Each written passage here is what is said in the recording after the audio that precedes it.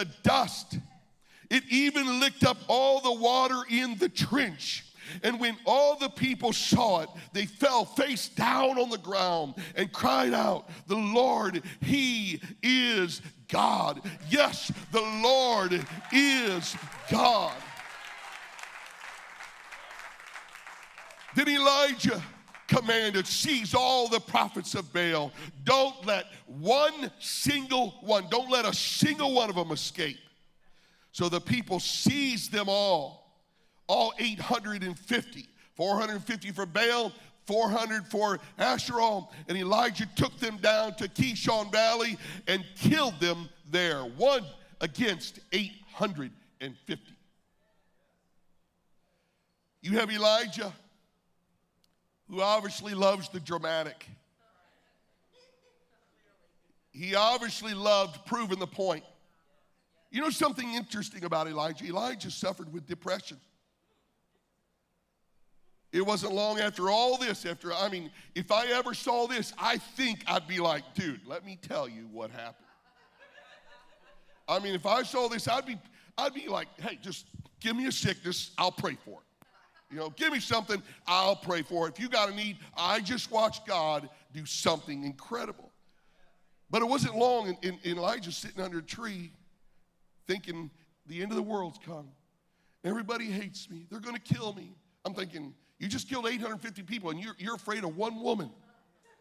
And you have King Ahab and his wife, Jezebel. They are anti-God. They are everything about this world, everything about pleasure, and everything about, see, Baal was a god of rain. So it's not some, just accident that God chose to dry up Israel. It's not an accident. It was Baal that is supposed to be the God of rain and the God of harvest and the God of luxury and pleasure and give me. And so God just said, "Okay, let me just show you who's the boss. Who's the big daddy? Let me just show you." So he shuts it down. Clear focus.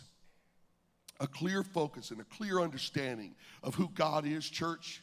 If you'll get that, if you'll understand who's in charge of your life, if you'll get that, it'll give you great boldness. When things are not logical, when things don't make sense, if you'll just rest on this promise that God is alive, God is real, and God is on your side, then He will take care of everything.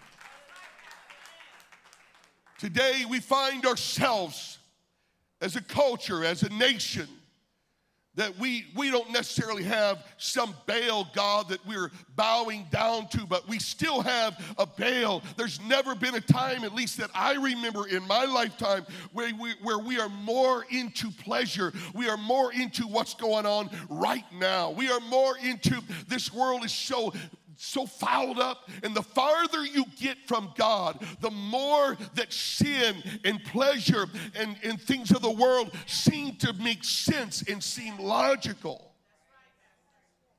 The closer we get to God, the more right seems right and wrong seems wrong.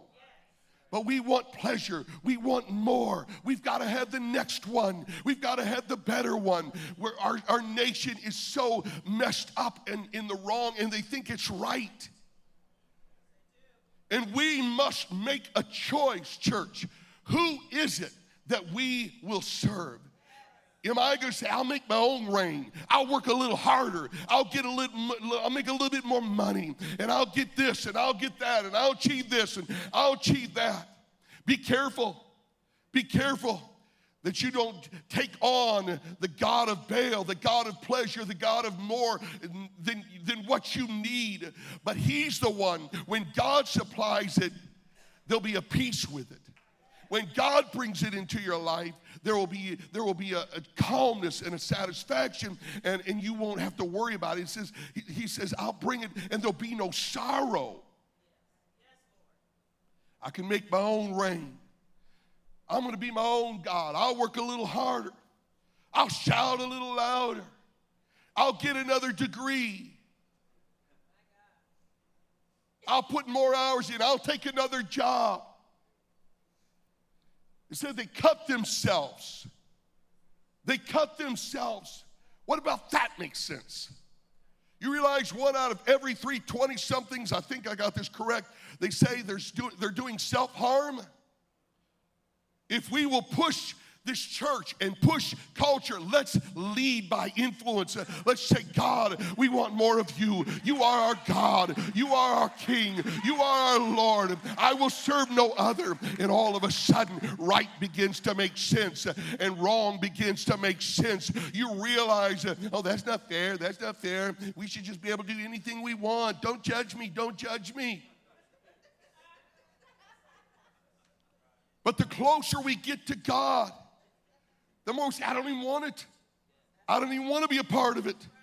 You notice that there was an unusual for Elijah. It said he went to his norm. His norm was that, God, I sacrifice every time at this time of day. This is what I do every day. It makes sense to me. It's who I am. It's what I worship. It's, God, you are everything to me.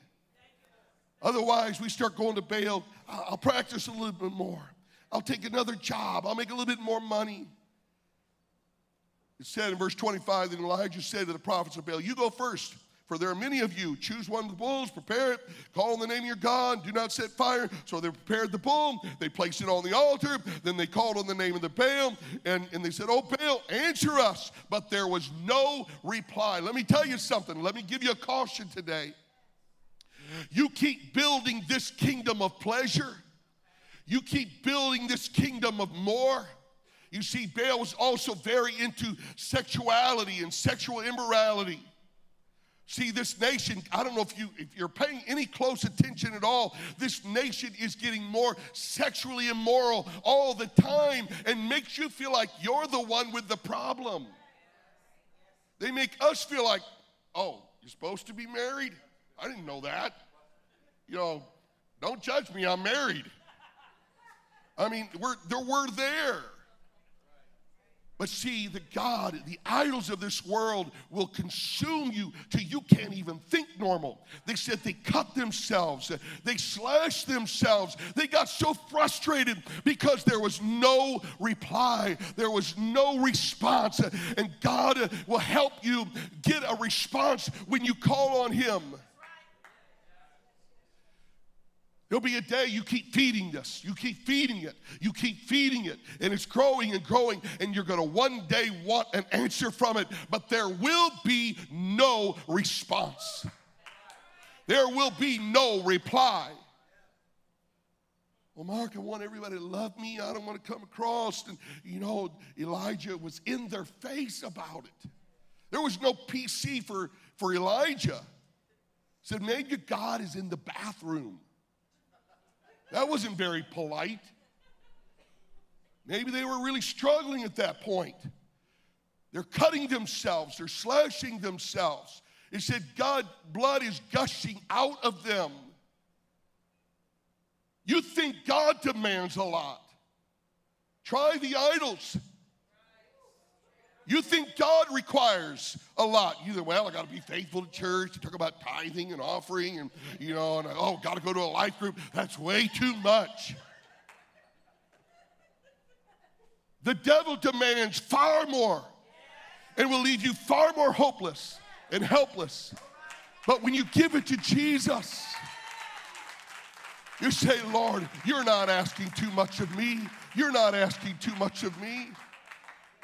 Next week when we take up this offering, you know, one of the things that, let me give you a few little things here real quick, is that when you give your tithing, what you're really saying is, God, the first 10% belongs to you, that money will not be an idol. Tithing creates a barrier. It creates a balance for you. Because it lets you know, no, I don't trust in myself. I trust in you. I give you the first 10%. I just believe, God, you'll make a way. When you come on Sunday morning, what you're saying is, my time, God, is yours. I'm going to give you the first part of my week. I'm going to trust you that you're going to help me get everything else done. But see, the Baal idols will say, take one more job, take a little bit more work, make a little bit more money. They'll understand you can miss a Sunday. They'll know, no, God says, give me the first, and I'll bless the rest. Volunteering. You know what volunteering does? Not just in this church, but out in your neighborhoods and out in your community and in different areas, in the homeless shelters. You know what it does? It balances you out. It says, no, I'm not going to become selfish. I'm not going to let the God of my own desires and my own pleasure nail me down. I'm not going to run around, oh, shout a little louder. Come on, Baal. Come on, Baal. Come on, make it happen for me. No, you say, God, you get the first of everything in my life. I'm going to abide by your principles. There will be no other gods before me. There will be nothing, God, that captures me more than you. I'm going to trust you. I'm going to give you my best. I'm going to give you my all. I want to talk real quick about three lessons. I haven't preached for 3 weeks, so just prepare, all right? The first lesson that he learned in this story is that Elijah repaired the altar. I'm encouraging you as an individual, put your altar back together. Put your altar back in your life. Say, God, you're going to be the first and foremost. God, I want to learn how to sacrifice again. God, I want you to be the head of my life. Repair the altars that had been torn down. Second lesson, Elijah wanted to show us that there is absolutely nothing that can keep God from answering when he's ready to answer. You can pour on the water, you can pour on the circumstances, but God is going to answer. There is nothing. You say, well, that's not logical. That doesn't make sense. This doesn't look like the science book. I'm telling you, God wrote science. And God can defy science. When he's ready to move on your behalf, he did it all the time, and he's still doing it. Just I think 2 weeks ago, when Evangelist was here, one of our members texted me and said, we gave a little extra in the offering. We gave a little sacrificial to help with the cost and the expense. And she texted me and she said, I just want you to know, I got a job that I've been working on for quite a while. It's an improvement, it's an increase, and it's a better location for me. It's in an environment that I'm going to love. You see, God has a way of defying logic. When you put him first, God will make a way. You're stuck in the wrong job. That's more water. Let me tell you, God can lick that water up. He can dehydrate that problem so fast. He said, well, I need another degree to get this job. They say I got to have a degree. No, God can move beyond that. God can move past that. I'm not saying don't get the degree. I'm just saying God can defy the odds. He's a master of defying the odds. He wants to. You know why? Because God receives the glory when the things that aren't logical happen. I told you August 18th, we're celebrating 5 years. I can't begin to tell you how many people that just said, in fact, they just said, you're not called to this. You shouldn't be doing this. Go back to your piano. It just doesn't make sense. Let me tell you, we're celebrating 5 years, August 18th. God can do the impossible. So, well, Mark, we need finances. We needed finances. But God, we're here. We made it. We made it. God is helping us. I truly believe this. I said earlier, I believe there's a day coming that God is going to use this church to help launch many church plants. We've got a conference coming up in November called Infinite Templates. Some of you really have maybe seen a little bit about it, but you don't understand what it is. But it's all about God is going to use this church to help give ideas, help resource, help people to other churches to plant all over this nation. I believe it, and you're going to be a part of it. God is calling the right people into this church to resource what he wants to do through this church. It may not be logical. It may have water around the sacrifice, but God is going to do it. You say, well, Mark, that doesn't make sense. Why would we be taking up offerings for other churches when we don't even have our own building? I don't know. That doesn't make sense other than the fact, one thing I do know, if we'll put him first, God will put us in place where we need to be, when we need to be. Maybe I never get to see a building in my lifetime. Maybe we just keep growing and filling schools all over Columbus. I don't know. What I do know is God is going to build the church, and we're going to show him, we're going to prove to him him that it's not about us. It's not about our agenda. It's not about what we want. It's about what he wants. And we're going to be used as God blesses this church. I'll be honest with you. I struggle with jealousy sometimes. I see a brand new building go up and it's so cool. I'm thinking, man, the temperature's probably the same every week.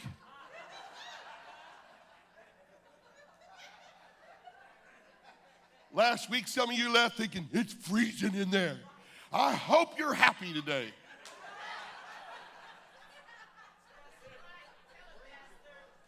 Emily, this is probably the best Sunday we've had, right, since you've been here. She comes and sits in a big old coat almost every week, or at least wish she had one. You know, I look at buildings or hear of things going to happen. I'm thinking, oh, God, we want a building. We want a nice building. We want to pull up. We want to be right out on 270. There's 10 acres out there they're wanting $6 million for. It doesn't make sense. That seems like a lot of water. That seems like a lot of water. But I believe that God is going to make a way when he sees that we have the heart for what he wants. When he sees this church, when he sees that your heart, says, I'm about whatever God wants. We'll keep walking. We'll keep loading in. We'll keep loading out. We'll keep doing what God asks us. Oh, God. The God of Abraham, the God of Isaac, the God of Jacob, I want you to know you are my God. Number 3, and I think this is important, that when Elijah was done, he killed all the false prophets. Folks, there needs to be some slaying that happens. Now, not literally, don't go kill anybody. But some of you have some toxic relationships that you walk back into. Every time you leave church, you'll go out this week and go step back into a mess and wonder why you can't make it. You got to kill the false prophets. You got to kill the toxicity. You got to kill the negative people that are around you. Not kill them literally. I mean, I'm saying separate yourself from them. Get you some new friends. Get in a life group. Connect with some people that will help pray with you, help believe in you, and help you overcome some of the things. We need to slay the false prophets in our lives. Can we stand this morning? Kill the relationships that will eventually kill you. Or what's going to happen is they'll dumb you down so much you'll start doing stupid stuff. And it'll make sense to you. It'll make sense to you. If you don't kill the stupid things, you'll start believing that it's right. I want to read to you this prayer one more time. It said, oh Lord. And then he says something, God of Abraham, Isaac, and Jacob. I've been all week long, I've actually done it before this week. But sometimes when I pray, I say, God of Abraham, God of Isaac, and God of Jacob. Just in case you're wondering, not the God of my own agenda, not the God of my desire, not the God of what I want, but God, just in case you're wondering, I want the God of Abraham, the God of Isaac, and the God of Jacob. I'm calling on you. Be my God. Would you be my God? And he said, prove today that you are God in Israel. Prove today that you are God in Infinite Church. Prove today that you are the God in my family when it all doesn't make sense. I'm asking you, oh God, be the God in my life. Prove. I want my friends. I want my family. I want those that just question every move I make. Oh God of Abraham, God of Jacob, God, I'm asking you, Lord, would you show everybody that your hand is upon this church, that your hand is upon my life, that your hand is upon my ministry. Some of your family thinks you're crazy. Some of your friends think you're nuts.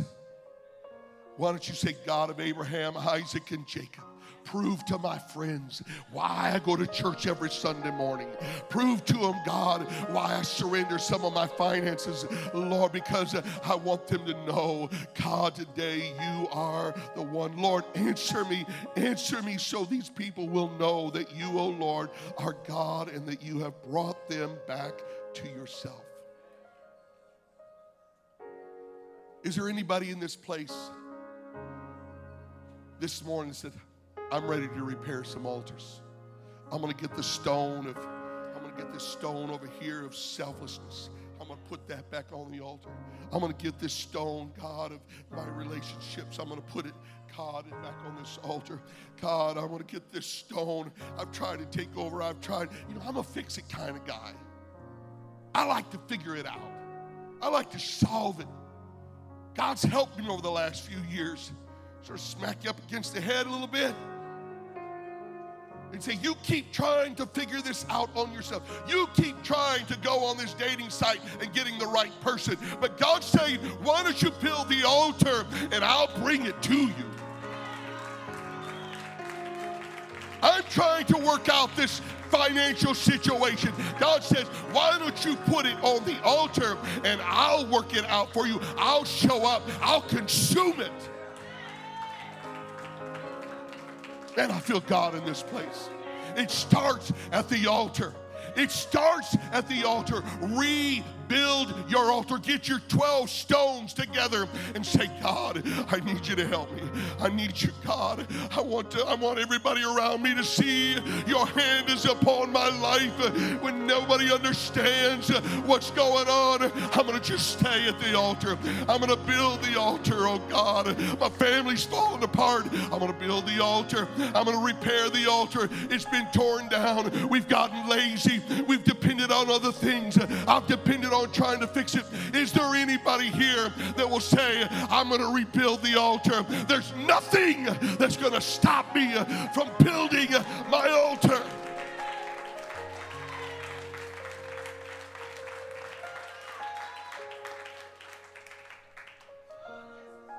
As this worship team gets ready, I want you to come down here. You just let the devil know. Put the water on. Put the water on. You just do whatever you want because you're going to have no effect on me. I'm going to build this altar and God's going to consume it. God's going to honor it. Some of you are... Hey, it's Jordan. Thanks so much for connecting with us and tuning into our live stream. We hope this service blessed you. If you have any prayer requests, you can always connect to us at our website at infinitechurch.org. Also connect with us through social media, Facebook, Instagram, Twitter. And at Infinite, we have a final act of worship where we give our tithe and offerings. You can do so by downloading the app or texting 84321. Thanks. We'd love to see you soon.